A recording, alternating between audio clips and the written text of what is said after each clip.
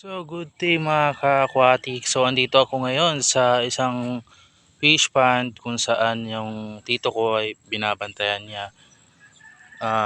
Fish pond ng isang lolo ko to. Ngayon, yung tito ko kasi yung nagbabantay nito. So, ngayon, may nilagay akong dito, fish trap. So, tingnan natin kung may makukuha tayong isda, kung anong klaseng isda makukuha natin ngayon. Well, syempre sa mga ganito, usually alam natin yan mga tilapia, pero tingnan natin baka mamaya ma-surprise tayo kung ano makuha natin dito, di ba? So sabay-sabay natin tignan. Wait lang, kukunin ko lang yung fish wrap, aaunin ko lang kasi wala akong kasama dito para mag-video eh. So guys, ito na pala yung ating fish wrap.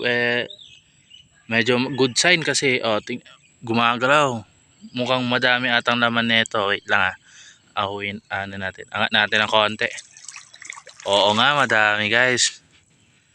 Tingnan natin kung ano naman. Oh, yun puro tilapia. Good size na din pala guys. Tilapia.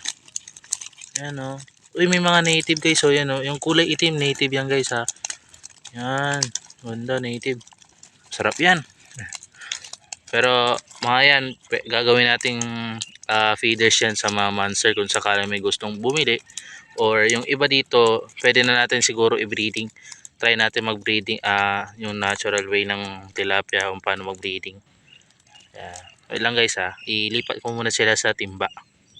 Yun pala yung timba natin. Yan. At sa nagtatanong pala kung gaano ka tagal tong fish trap natin dito. Balik natin muna sila. Gaano katagal yung fish trap natin dito. Mga 2 days na pala, 2 days siya. Kasi dapat kahapon ko sana to i-check, kaso busy kami kahapon. Busy ako. That's why ngayon ko lang na check itong fish trap natin, which is good sign din naman kasi madami. Wait lang guys, ilipat ko lang sila sa timba.